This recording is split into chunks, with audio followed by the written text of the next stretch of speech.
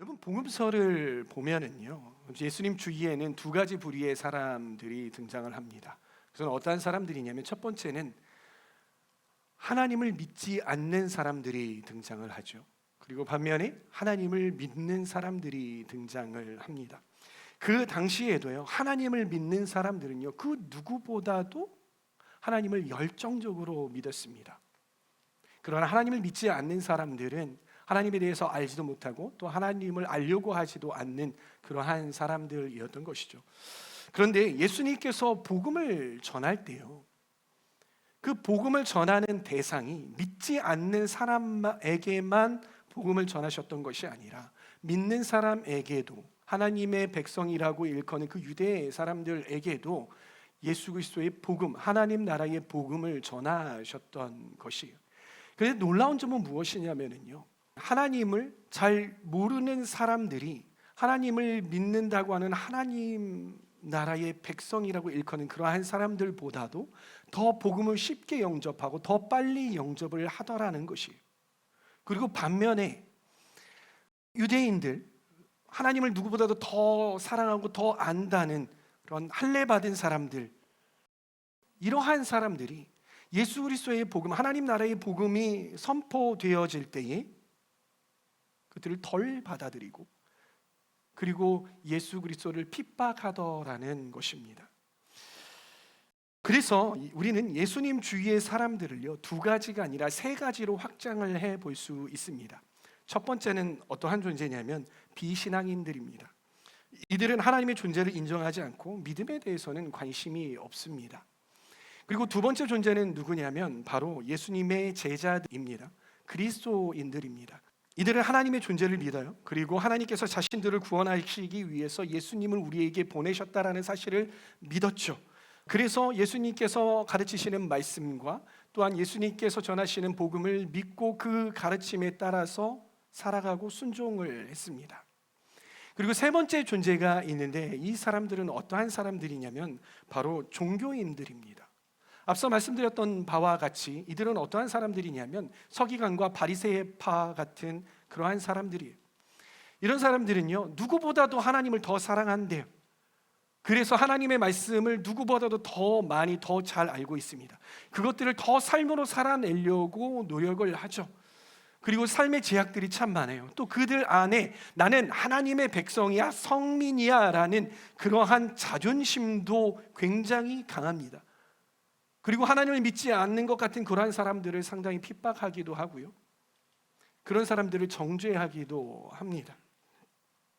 그러나 이들은 어땠습니까? 이들은 예수님께서 내가 길이요 진리요 생명이다, 나로 말미암지 않고는 아버지께로 갈 자가 없다라고 말씀하실 때에 나는 너희를 위해서 이 땅 가운데, 너희를 구원하기 위해서 이 땅 가운데 온 하나님이다라고 말씀을 하셨을 때에 신성모독이라고 하면서 예수님을 핍박하고 또 그 복음을 거부했습니다. 요즘 시대에도 두 가지 부류의 사람이 있습니다.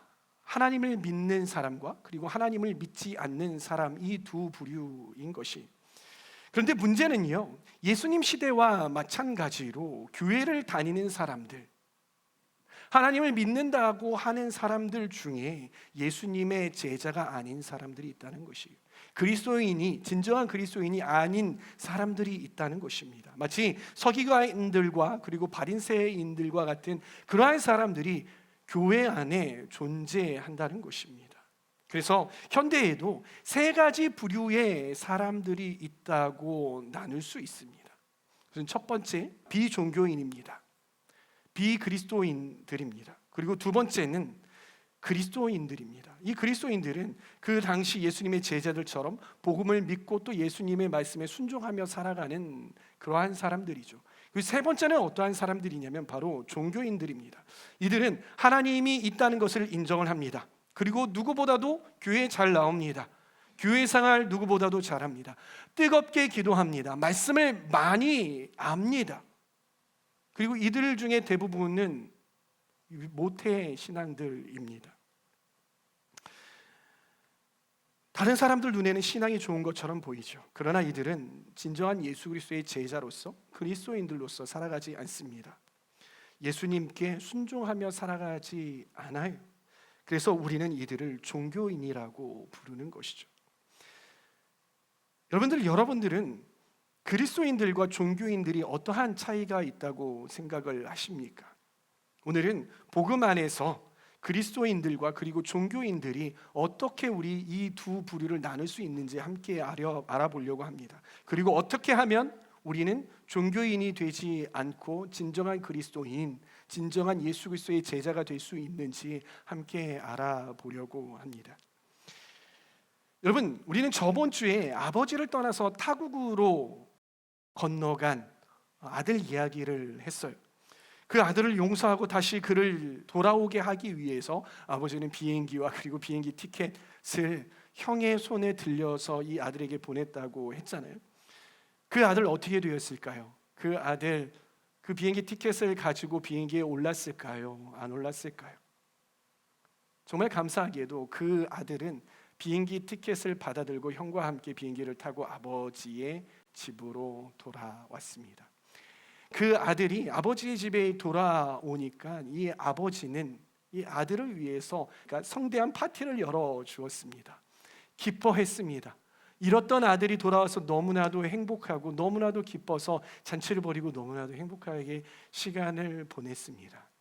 문제는 어디서부터 시작이 되었냐면 바로 그 순간부터 시작이 된 것입니다. 이 아들은 어찌되었건 이 아버지와 함께 아버지의 집에서 살아야 해요. 아버지와 함께 아버지 집에서 살려면 어떻게 해야 합니까? 아버지의 말씀에 순종하며 살아가야 하는 것이죠. 근데 이 아들은 두 가지를 선택을 할 수 있습니다. 아버지의 말씀에 순종하며 살아갈 때에 첫 번째 그 동기가 무엇이냐면 첫 번째 동기, 내가 다시 아버지에게 밑보여서 아버지가 나를 쫓아내면 어쩌지라는 그러한 생각을 가지고 아버지가 두려워서 아버지가 무서워서 그래서 아버지에게 더 잘 보여서 내가 여기에서 떨어져 나가면 안 되겠다라는 그러한 생각을 가지고 아버지 말씀에 순종하는 것입니다. 여러분, 이렇게 되면은요, 이 아들은 진정한 아버지의 아들이라고 할 수가 없는 거예요.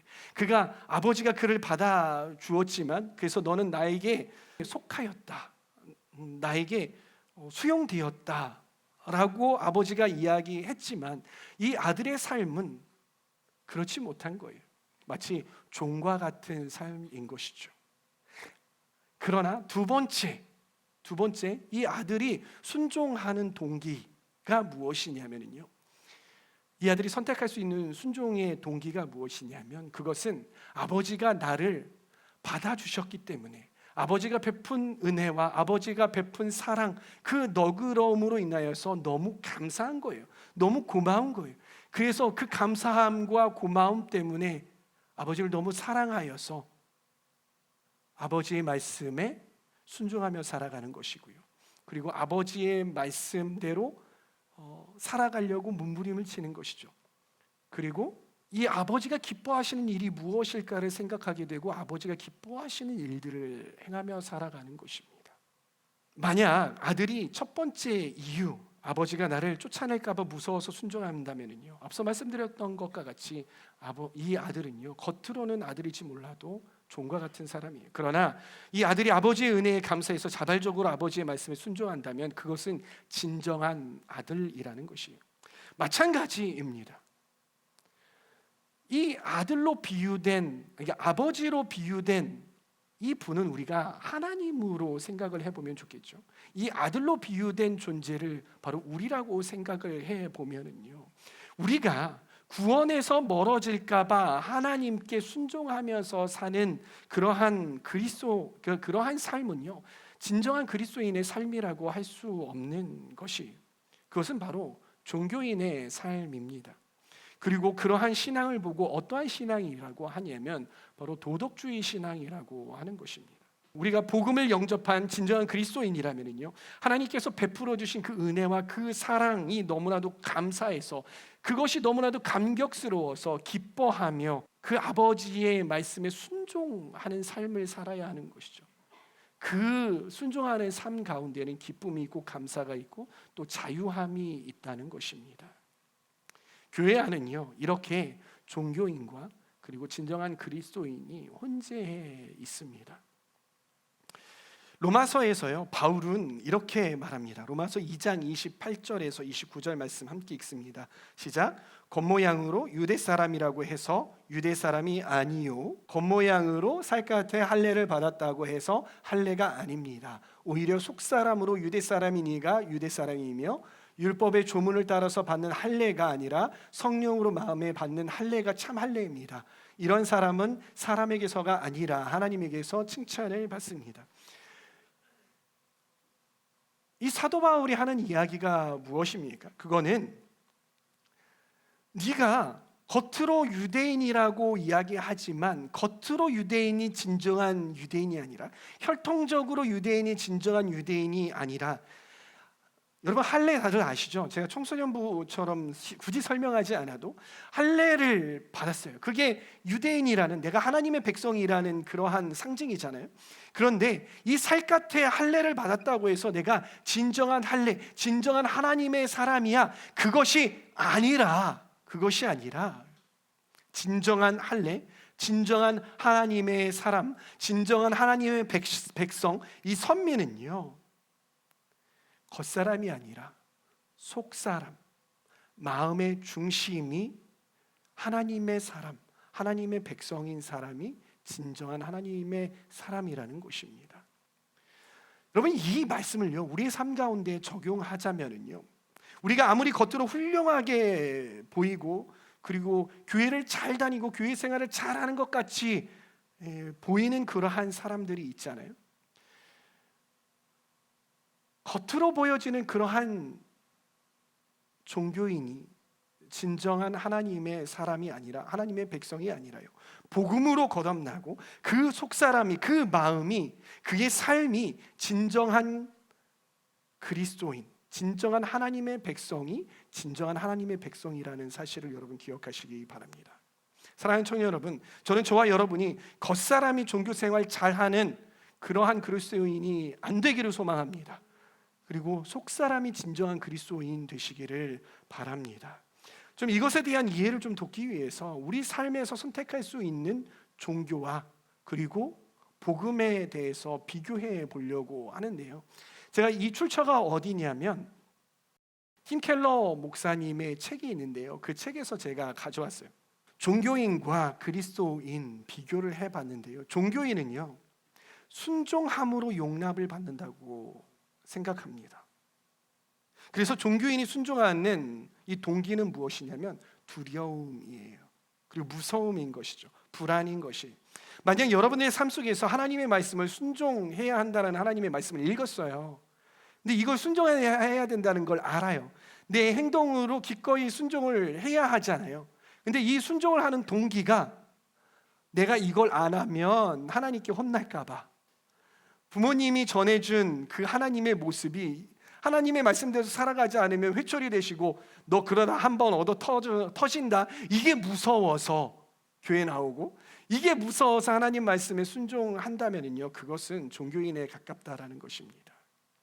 반면에 그리스도인, 진정한 그리스도인, 복음 안에 있는 사람들은요 하나님께 용납받았기 때문에 순종한다는 것이, 그래서 그가 하나님께 순종하는 동기는 무엇이냐면 감사예요, 기쁨이에요. 하나님께서 나를 구하셨네, 하나님께서 나를 위해서 이런 은혜를 베푸셨어, 그래서 기꺼이 너무 감사하고 기뻐하여서 순종을 한다는 것이, 교회에 나올 때, 예배에 참석할 때 하나님께서 나를 구하셨기 때문에 그 하나님을 높여드리는 것이 너무나도 행복하고 좋은 거예요. 그렇죠? 하나님의 말씀이 쭉 나와요. 남을 섬기라는, 다 이웃을 사랑하라는 그런 말씀이 있지 않아요? 그 말씀이 하나님께서 나를 용납하셨기 때문에 그 사랑이 너무 크구나, 마땅히 나는 그 사랑을 실천해야지. 왜? 하나님의 은혜가 너무나도 크기 때문에. 그러한 마음으로 남들을 사랑한다면 여러분들은 진정으로 복음 안에 있는 사람으로 가깝다라는 것입니다. 무슨 이야기인지 아시겠습니까? 비교가 되시나요? 그리고 종교인이 순종하는 이유는 무엇이냐면요, 하나님께 무엇을 받아내기 위함인 거예요. 예를 들면요, 내가 하나님의 말씀을 이렇게 잘 지키면 하나님께서 나를 재정적으로 축복하시겠지? 내가 하나님의 말씀을 이렇게 잘 지키면 나의 인간관계가 너무나도 좋겠지. 하나님께서 내가 하나님의 말씀을 이렇게 잘 지키고 하나님의 말씀대로 살아가면 하나님께서 나를 축복하셔서 형통하겠지. 세상 살아가는데 큰 복을 받겠지. 이게 뭐예요? 기복적인 신앙인 것이죠. 이렇다면 여러분들은 어디 안에 있는 것입니까? 종교 안에 있는 것입니다. 구원받은 백성이 순종하는 이유는 무엇이냐면 나를 구원하신 하나님을 더 잘 알기 위함인 것이에요. 그리고 더 나아가 하나님을 기뻐하고 하나님을 닮아가는 거예요. 왜 그렇습니까? 하나님께서 나를 구하셨으니 나는 얼마나 행복합니까? 근데 나를 구원하신 그 하나님 어떠한 존재인지 여러분들 더 잘 알고 싶지 않습니까? 그래서 말씀을 읽는 거잖아요. 그래서 여러분들이 기도하는 거잖아요. 그렇죠? 그래야 하는 것이죠. 그래서 순종하는 것이잖아요. 그리고 그를 닮고자 하는 마음이 생기는 것이죠. 그렇지 않습니까? 그리고요, 종교인은요, 뭔가 상황이 잘못되었을 때에 하나님께 분노합니다. 그리고 나에게도 분노하는 거예요. 왜 그렇습니까? 하나님, 제가요 하나님을 위해서 이것도 하고요 저것도 하고 저거 했잖아요. 근데 하나님 도대체 어떻게 그러실 수 있어요? 저에게 어떻게 이런 상황을 주실 수 있어요? 하나님, 저에게 이런 왜 환난을 주세요? 하나님, 이거 아니죠. 하나님, 저 이 일을 했을 때 하나님 뭔가 잘못하신, 뭔가 이렇게 안 풀어주시면요 저 교회 안 나가요. 공로주의. 그렇죠? 그리고 이게 하나님께 뭔가 풀어냈다가 하나님께 얻어 터질 것 같아. 그럼 무슨 생각이 드는지 아세요? 아, 내가 뭔가 노력을 잘못했구나. 내가 뭔가 기도를 덜 했구나. 아, 내가 뭔가 말씀을 덜 읽어서 그렇구나. 이러한 생각이 든다는 거예요. 그러기에 에휴, 그래 내가 내가 잘못했지. 아유, 이 바보 멍청이. 나는 안 되나 봐. 이렇게 자책하고 나에게 화를 낸다는 것입니다. 반면에 진정한 신앙인은요, 복음 안에 있는 진정한 신앙인은요, 상황이 잘못되었을 때에 힘들어합니다. 그러나 그 힘들어하는 것으로 끝나지 않고 어떻게 합니까? 기도하기 시작을 해요. 그가 기도할 수 있는 이유가 무엇이에요? 이 상황을 허락하신 것도 하나님이시다. 그러기에 하나님께서 이 상황을 허락하신 이유는 분명히 있다. 분명히 있다. 그것은 나를 성장시키시고 그리고 나를 더 하나님의 사람으로 만들기 위해서구나.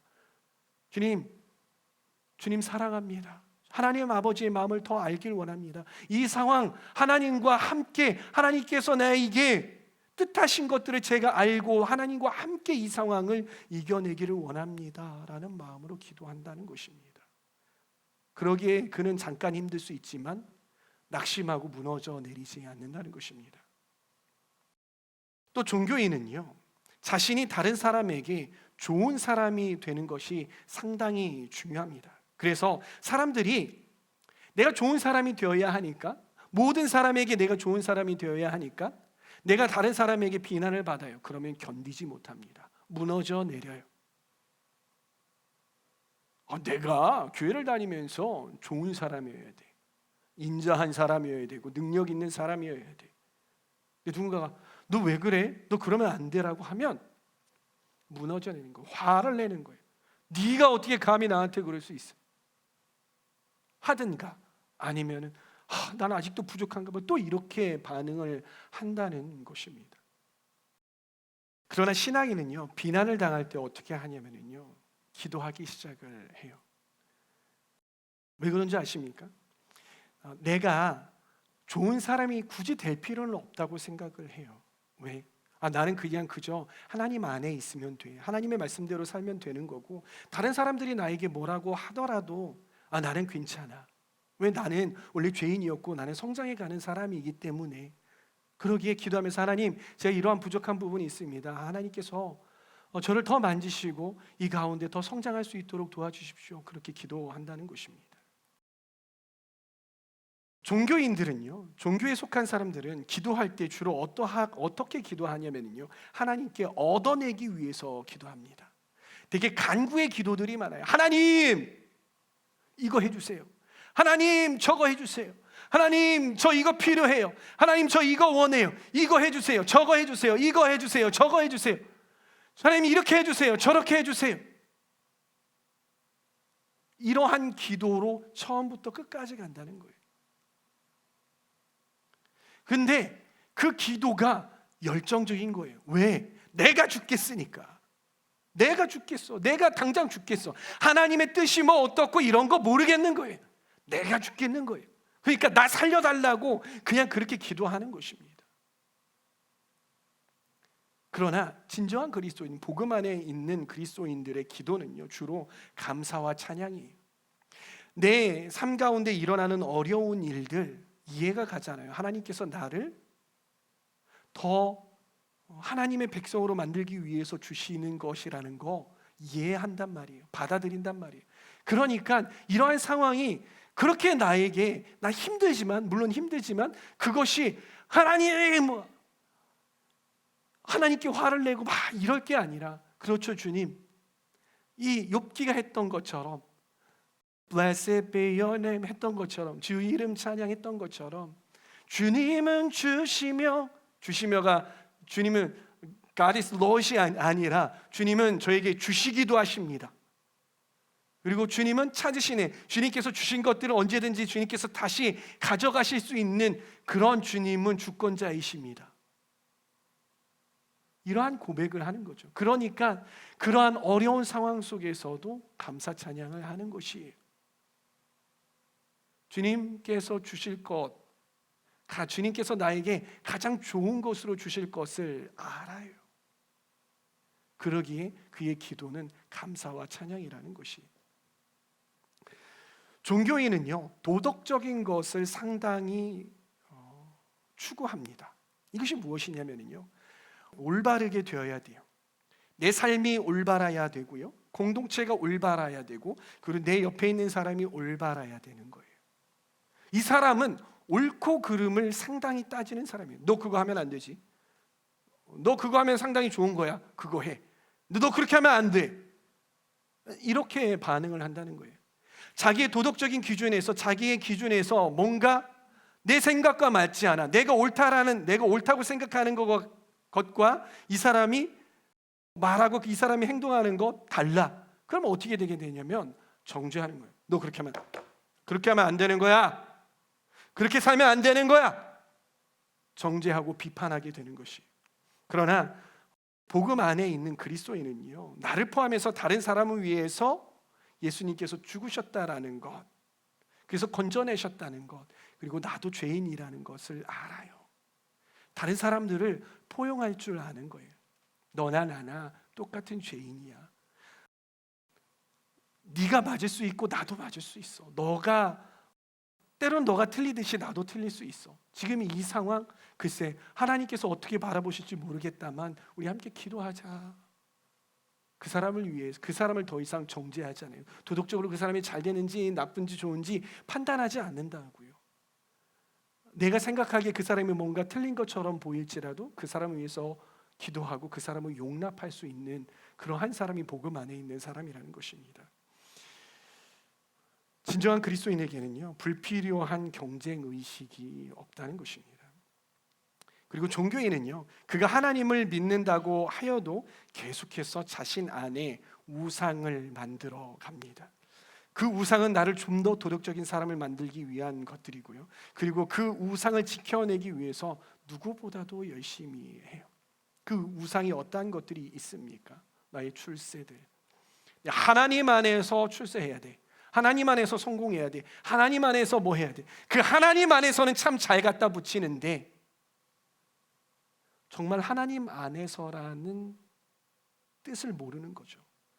그리고 뒤에 액센트가 하나님 안에서 성공해야 돼. 하나님 안에서 잘해야 돼. 하나님 안에서.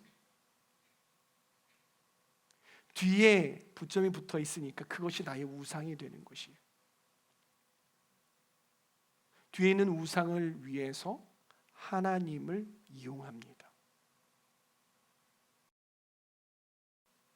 다른 사람들 눈에는요, 그 열심이 하나님을 사랑하는 것처럼 포장이 되는 것이죠. 그러나 진정한 그리스도인은요, 하나님께서 나에게 허락하신 것들에 대해서 자족할 줄 알아요. 만족할 줄 알아요. 감사할 줄 아는 거예요.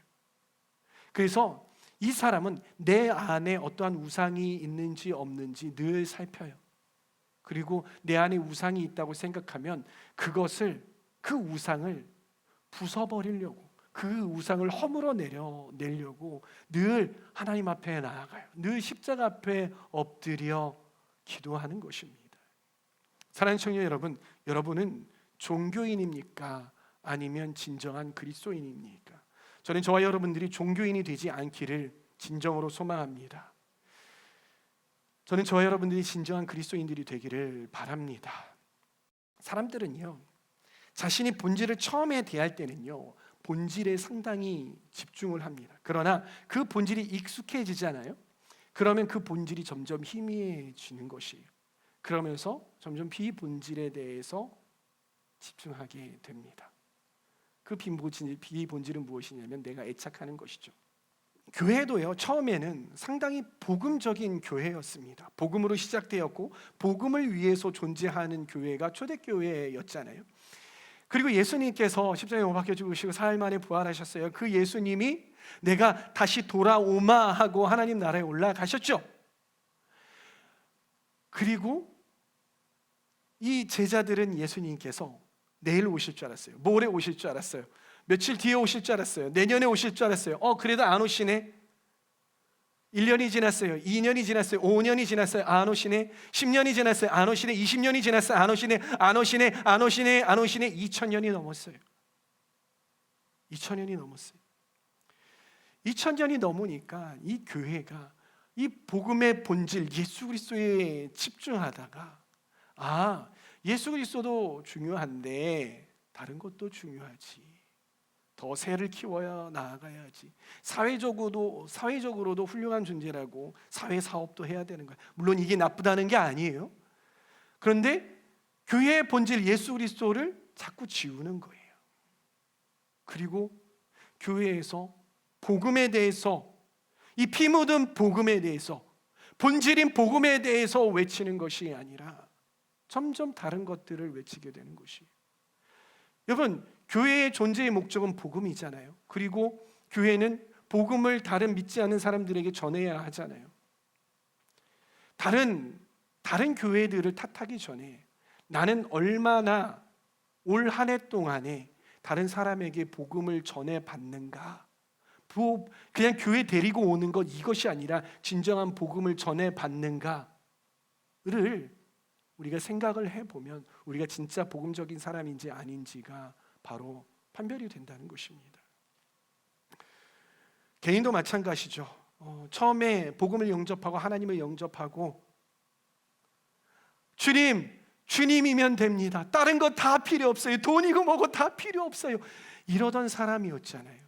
근데 시간이 지나니까 이것도 필요하네, 이것도 필요하네, 이것도 필요하네.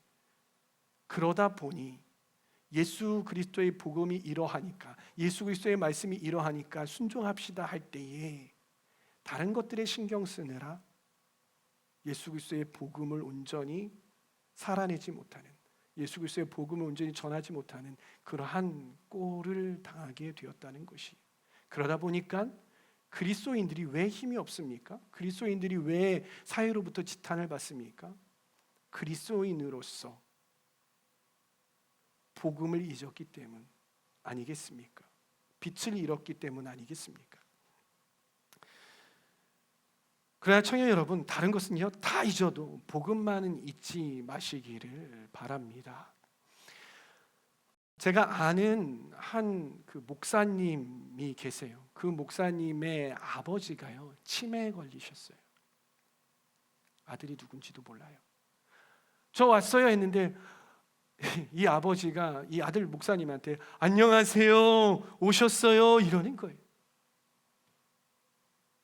자기 아내도 못 알아봐요. 여보 저 왔어요. 누구세요? 아름다우시네요. 자기가 결혼했는지도 몰라요. 너무 아름다우시네요. 저하고 한번 차 한 잔 마시러 가지 않으시겠어요? 아내한테 이러는 거예요. 다 잊어요. 다 잊어요. 가족이 누군지도 모르고요. 나의 집이 어딘지도 모르는 거예요. 그리고 내가 어떠한 삶을 살았는지도 모르는 거예요. 자기 이름도 까먹어요. 근데 이 목사님이 오셔가지고 간증하시는데 울면서 간증을 하시더라고요. 너무 감사해야 하는 거예요. 아버지가 치매인데 감사해야 하는 거예요. 왜 그런가 봤더니 이 목사님이 이렇게 말씀을 하시는 거예요. 우리 아버지가 치매입니다. 아들인 저도 못 알아봅니다 하면서 울먹거리셔요.